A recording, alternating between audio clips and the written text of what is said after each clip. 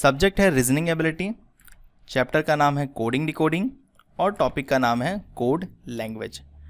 बड़ा ही आसान और स्कोरिंग टॉपिक है जो आपको बड़े ही आसान तरीके से 3 से 5 नंबर दे सकता है। तो चलिए इसे समझ लेते हैं। सबसे पहले यहाँ पे कुछ इस प्रकार से क्वेश्चन मिलता है जहाँ पे आपको 2 या 2 से ज़्यादा स्टेटमेंट को कोडेड फॉर्म में लिखा हुआ मिलता है। जैसे कि हम सवाल पढ़ते हैं, in a certain code language hard checking is here. ये स्टेटमेंट है इज कोडेड एज, यानी हार्ड चेकिंग इज हियर को कोड किया जा रहा है as a YR WR PQ KS।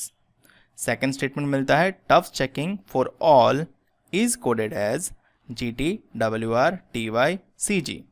Tough for compulsory checking is coded as GT TY MR WR and checking is compulsory for all is coded as PQ WR TY MR CG। तो यहाँ पे क्या होता है, particular word के लिए कोई एक पर्टिकुलर कोड असाइंड है। अब ऐसा तो है नहीं कि पहले वर्ड के लिए पहली कोड रख दी गई है तो इतना आसान है तो आप ढूंढ के ख़त्म कर दो, नहीं। यहाँ पे रैंडम कोड प्रेजेंट है। आपको लॉजिकल रीजनिंग का इस्तेमाल करके डिकोड करना है पूरी लैंग्वेज को और जानना है कि कौन से वर्ड के लिए कौन सी कोड इस्तेमाल की गई है और उसके बेस्ड ऑन जो सवाल पूछे गए हैं उसके जवाब देने हैं। तो चलिए इसको सॉल्व करने का सबसे आसान तरीका जो है वो मैं आपको बता देता हूँ। सबसे पहले आपको स्टेटमेंट को कुछ इस प्रकार से लाइन बाय लाइन लिख लेना है ताकि आपको डिकोड करने में आसानी रहे। पहला स्टेप होता है कि जितने स्टेटमेंट दिए हैं उन सभी स्टेटमेंट में कोई वर्ड कॉमन है तो पहले उसे ढूंढ लो। तो मुझे यहाँ चारों स्टेटमेंट में एक वर्ड कॉमन दिख रहा है और वो कौन है, चेकिंग। तो आपको सिंबल से डिनोट करना है। मैं इसको स्लैश सिंबल से अभी डिनोट कर रहा हूँ। तो चेकिंग, सभी चारों चेकिंग पे मैं स्लैश सिंबल ऐसे मार्क कर लूँगा। अगर वर्ड कॉमन है तो उसकी कोडेड फॉर्म भी कॉमन होगी राइट हैंड साइड पे। तो सबसे पहला YR है बट वो सेकंड में नहीं दिख रहा तो ये हो नहीं सकता। दूसरा WR है, वो फर्स्ट में है, सेकंड में भी है, थर्ड में भी है और फोर्थ में भी है। सो लॉजिकली हम ये डिसाइड कर सकते हैं कि चेकिंग के लिए WR कोड का इस्तेमाल किया गया है। अब चारों में तो एक ही वर्ड कॉमन था तो हमने उसको आइडेंटिफाई कर लिया। अब कोई 3 स्टेटमेंट ऐसे है जहाँ पे आपको कॉमन कोड और दिख रही है। तो जी हाँ, मुझे एक जगह फॉर यहाँ पे दिख रहा है, फॉर यहाँ पे भी दिख रहा है और फॉर यहाँ पे भी दिख रहा है। अगर ये 3 वर्ड मतलब 3 स्टेटमेंट में ये वर्ड कॉमन है तो उसकी कोडेड फॉर्म भी यहाँ पे कॉमन होगी। GT मैं यहाँ पे देख पा रहा हूँ, यहाँ पे देख पा रहा हूँ बट यहाँ पे नहीं देख पा रहा हूँ। तो GT तीनों में कॉमन नहीं है तो वो कोड हो नहीं सकती। TY मैं यहाँ पे देख पा रहा हूँ, TY मैं यहाँ पे भी देख पा रहा हूँ और TY मैं यहाँ पे भी देख पा रहा हूँ। तो ये तीनों में फॉर के लिए ये कोड यूज़ की गई है। सो हम ऐसा मान सकते हैं कि TY फॉर के लिए यूज़ किया गया है। ऑलवेज आपको डिफरेंट सिंबल का इस्तेमाल करना है। तो मैंने पहले स्लैश यूज़ किया, फिर रेक्टेंगुलर यूज़ किया और अब मैं ट्रायंगुलर, अंडरलाइन, वेव लाइन कुछ भी यूज़ करूँगा बट डिफरेंट सिंबल रहेगा ताकि मुझको कोडेड फॉर्म अलग से साइड पे लिखनी ना पड़े। सेकंड और थर्ड में मुझे कुछ और कॉमन भी दिख रहा है, जैसे कि टफ यहाँ पे लिखा है तो मैं उसको अंडरलाइन कर लेता हूँ और यहाँ पे उसकी कोडेड फॉर्म भी मुझे कॉमन दिख रही है और वो इकलौती GT है तो GT उसकी कोड बन जाएगी। अब सेकंड स्टेटमेंट में अगर आप देखोगे तो ऑल यहाँ पे बच गया और उसकी कोडेड फॉर्म CG यहाँ पे बच गई। सो अल्टीमेटली आप ये कह सकते हो कि ऑल CG को रिप्रेजेंट करता है या फिर CG ऑल को रिप्रेजेंट करता है। सेम मुझे थर्ड और फोर्थ में कंपलसरी कॉमन दिख रहा है तो मैं कंपलसरी पे क्रॉस मार्क कर लेता हूँ ताकि मुझे आइडेंटिफिकेशन मिल जाए और उसकी कोडेड फॉर्म भी यहाँ पे कॉमन होगी जो कि है MR। तो मैं MR पे भी सेम सिंबल क्रॉस मार्क कर लेता हूँ। फर्स्ट और फोर्थ में स्टिल कुछ वर्ड कॉमन है और एक वर्ड कॉमन है वो है ईज, तो मैं उसको ट्राइंगल मार्क दे देता हूँ। दोनों में ईज कॉमन है तो मैंने ट्राइंगल मार्क दे दिया और उसकी कोडेड फॉर्म फर्स्ट YR है तो YR यहाँ पे नहीं मिल रहा। दूसरा PQ है तो हमें PQ लास्ट में भी दिख जाता है तो हम ऐसा कंसिडर कर सकते हैं कि ईज के लिए PQ यूज़ हुआ है। सो हम PQ को भी ट्राइंगुलेट कर लेंगे। उसके बाद ऑल बच जाता है तो ऑल के लिए तो ऑलरेडी बचा हुआ CG कोड ही मिलेगा और पहले स्टेटमेंट में 2 वर्ड बच जाते हैं जिसके लिए कोई आइडेंटिफिकेशन नहीं मिलता, हार्ड और हियर। सेम सामने भी कोडेड फॉर्म 2 रह जाती है, YR और KS।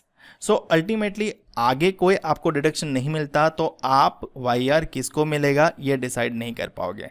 मान लो कि हार्ड को अगर YR मिलता है तो इनडायरेक्टली केस हियर को मिल जाएगा, बट हमें ये आइडेंटिफिकेशन नहीं मिलता तो और ये भी हो सकता है कि केस हार्ड को मिले और वाई आर हियर को मिले।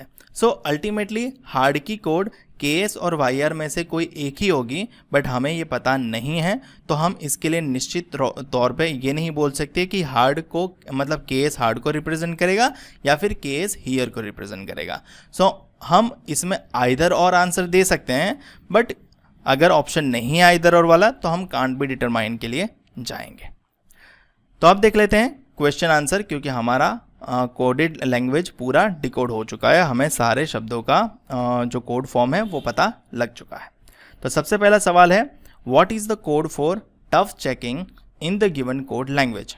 टफ चेकिंग, सो टफ जो है यहाँ पे किसको रिप्रेजेंट कर रहा है, टफ हमने अंडरलाइन कर रखा है तो अंडरलाइन जीटी कोड को कर रखा है, तो जीटी टफ की कोड हो जाएगी।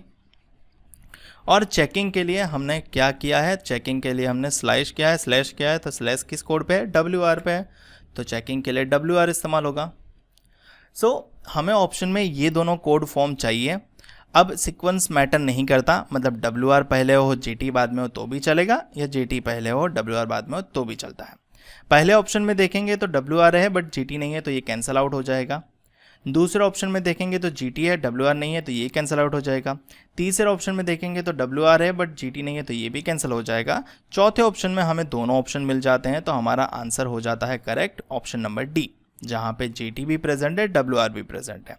डब्ल्यू आर पहले होता, जी टी बाद में होगा तो भी यही आंसर बन जाता। सो पढ़ते हैं दूसरा सवाल। दूसरा सवाल है, the code C G is coded for which of the following word. C G code कौन से वर्ड को रिप्रेजेंट कर रहा है अपनी कोडेड लैंग्वेज में। तो सी जी यहाँ पे मैंने एरो से मार्क कर रखा है कि यहाँ पे ऑल बच गया था, यहाँ पे सी जी बच गया था, तो अल्टीमेटली सी जी ऑल को रिप्रेजेंट करता है। तो ऑप्शन में ढूंढ लो ऑल कौन से ऑप्शन में है, तो ऑप्शन नंबर सी जहाँ पे ऑल प्रेजेंट है, तो हमारा आंसर हो जाएगा सी जी ऑल को रिप्रेजेंट करता है। बढ़ते हैं तीसरे सवाल की ओर, और तीसरा सवाल है, what is the code for here in the given code language. So हमें हियर की कोड बतानी है। अब हमने जब लैंग्वेज डिकोड की थी तभी बताया था कि हार्ड और हियर में हमें आइडेंटिफिकेशन नहीं मिलता, तो वाई आर और केस किसको मिलेगा वो पता नहीं होता। बट हाँ, हियर की कोड वाई आर और केस में से ही कोई एक होगी, ये ज़रूरी है, ठीक है। सो हियर के लिए या तो वाई आर होना चाहिए या तो केस होना चाहिए, बट हमें एग्जैक्टली पता नहीं है कि कौन सी कोड हियर को रिप्रेजेंट करेगी। सो हम ऑप्शन ए देखते हैं तो केस मिलता है, तो हम केस पार्शियल सही है बट इसको आंसर मार्क नहीं कर सकते। दूसरा ऑप्शन सी जी है, वो तो कैंसिल आउट ही हो जाएगा। तीसरा ऑप्शन वाई आर है, वाई आर भी पार्शियल सही है बट हम उसको आंसर मार्क नहीं कर सकते। ऑप्शन डी जी टी है, तो वो तो गलत ही हो गया। और ऑप्शन ई में आपको आइदर ए और सी लिखा हुआ मिलता है।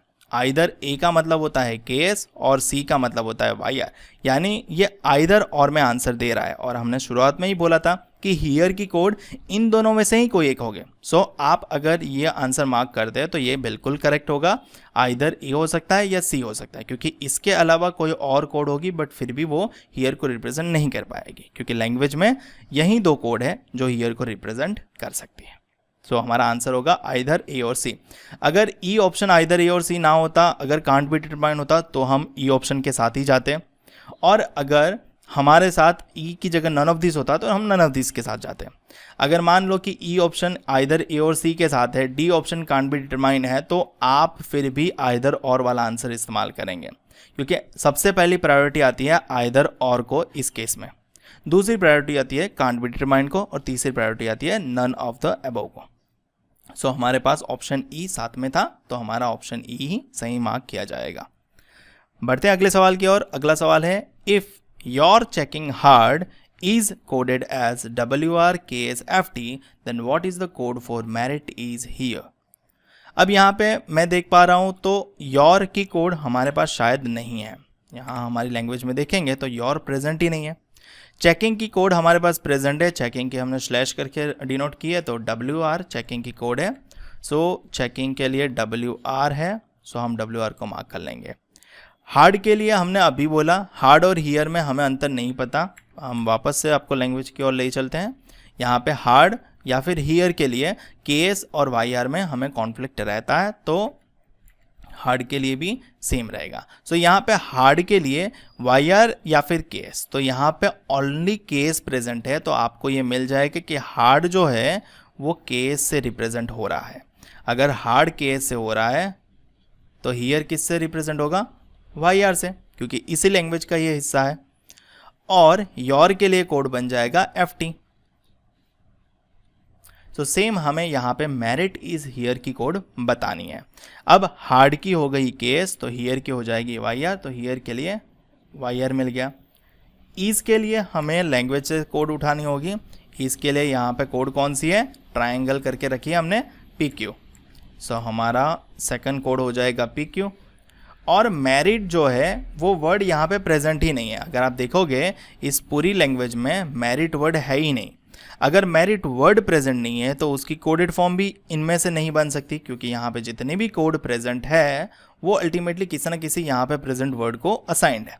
सो मेरिट के लिए हमें कोई नई कोड चाहिए जो ऑप्शन में से हम ढूंढेंगे। सो ये तो कंपलसरी है कि PQ होना चाहिए और वायर होना चाहिए, तो हम वैसे ऑप्शन पहले देख लेते हैं।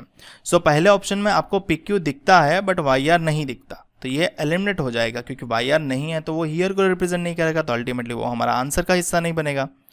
दूसरे ऑप्शन में वायर दिख रहा है बट PQ नहीं दिख रहा, तो वो भी एलिमिनेट हो जाएगा। तीसरे ऑप्शन में PQ दिख रहा है परंतु वायर नहीं दिख रहा, तो वो भी एलिमिनेट हो जाएगा। चौथे ऑप्शन में वायर दिख रहा है, PQ भी दिख रहा है, और तीसरा कोड बच जाता है SW। सो SW आपको ये चेक ज़रूर करने जाना पड़ेगा कि अपनी लैंग्वेज में SW का इस्तेमाल नहीं हुआ है ना।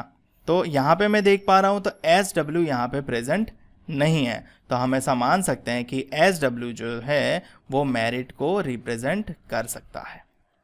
सो हम ऐसा कंसिडर कर लेंगे क्वेश्चन के हिसाब से, और ऑप्शन डी हमारा करेक्ट आंसर बन जाएगा। ठीक है, नन ऑफ दिस आंसर इसका नहीं जाएगा। अब ये जो यहाँ पे क्लैरिफिकेशन मिला कि हार्ड की कोड केस बनती है, हियर की कोड वायर बनती है, वो पर्टिकुलर इस क्वेश्चन के लिए वैलिड है। जैसे ही ये क्वेश्चन एंड हो जाएगा आप दूसरे क्वेश्चन में वापस से आइदर और स्टेट में चले जाओगे। आप ये जो फोर्थ क्वेश्चन में हमें जो क्लैरिफिकेशन मिला है उसका इस्तेमाल नहीं कर सकते जब तक क्वेश्चन 5 ये ना बोले कि हम फोर्थ क्वेश्चन में जो दिए गए स्टेटमेंट है उसका इस्तेमाल करके आगे बढ़े तब तक। सो फिफ्थ स्टेटमेंट में हमें कुछ ऐसा मिला नहीं है, तो फिफ्थ क्वेश्चन क्या कह रहा है, the code KS-GT is code 4। KS और GT किस कोड को रिप्रेजेंट कर रहा है। सो KS की बात करें तो KS यहाँ पे कंट्रोवर्शियल है। मैंने पहले ही बताया कि KS जो है या फिर वायर जो है वो हार्ड में से या फिर हियर में से किसको रिप्रेजेंट करता है वो पता नहीं है। सो KS आइदर हार्ड को रिप्रेजेंट कर सकता है और हियर को रिप्रेजेंट कर सकता है, बट हमें ये पता नहीं कि किसको। और GT वर्ड के लिए कौन सा वर्ड है GT कोड के लिए, तो GT कोड के लिए हमने अंडरलाइन कर रखा है और वो है टफ। सो हमें ऑप्शन में दूसरा वर्ड ढूंढना है टफ, वो किसको GT के लिए है। ठीक है, सो हमारा ऑप्शन ये तो आइदर और में ही होना चाहिए। आप ऐसा नहीं मतलब आंसर कंसिडर कर सकते हो कि हार्ड के साथ टफ मिला तो आप इसको मार्क आउट कर लोगे या फिर हियर के साथ टफ मिला तो आप उसको मार्क आउट कर लोगे। ऐसा नहीं हो सकता, आपको आइदर हार्ड टफ और हियर टफ होना चाहिए। सो ऑप्शन ए में मुझे टफ भी नहीं दिख रहा, हार्ड तो हम ले ही नहीं सकते तो वो तो कैंसिल आउट हो जाएगा। दूसरे ऑप्शन में भी टफ नहीं दिख रहा तो वो कैंसिल आउट हो जाएगा। तीसरे ऑप्शन में टफ मिलता है और हियर मिलता है, बट जैसा कि मैंने आपको बताया कि आप हियर को लेके नहीं चल सकते, आइदर और ही रहेगा ये। फोर्थ ऑप्शन आपको हार्ड के साथ टफ मिलता है। अगेन ऑप्शन सी और डी में से कौन होगा वो करेक्ट हमें पता नहीं है, बट हाँ ऑप्शन सी और डी में से ही कोई एक होगा ये ज़रूर है। सो अगर हमारे पास ऑप्शन में ऐसा होता है आइदर सी और डी तो हमारा ये आंसर करेक्ट होता है। आपको ई कांट बी डिटरमाइंड को मार्क आउट नहीं करना पड़ेगा, बट ऑप्शन में आइदर सी और डी का अवेलेबिलिटी नहीं होने की वजह से हम ऑप्शन ई को मार्क आउट करेंगे। जो हमारा करेक्ट आंसर बनेगा कांट बी डिटरमाइंड। डिटरमाइन नहीं कर पा रहे हैं कि ऑप्शन सी जाएगा या फिर डी जाएगा, बट होगा इन दोनों में से कोई एक ही। मुझे उम्मीद है कि आपको पता चल गया होगा और अब आप भी ऐसे क्वेश्चन सॉल्व कर पाएंगे और आराम से 5 मार्क अर्जित कर पाएंगे। ये क्वेश्चन आपके लिए है, आपको ये सॉल्व करना है और कमेंट सेक्शन में आपको इसके आंसर मुझे बताने हैं। अगर कोई डाउट रह जाता है तो आप कमेंट करके पूछ सकते हो और इसका PDF आपको हमारे टेलीग्राम चैनल पे मिल जाएगा। टेलीग्राम चैनल की लिंक आपको डिस्क्रिप्शन में मिल जाएगी। मिलते हैं अगले वीडियो में।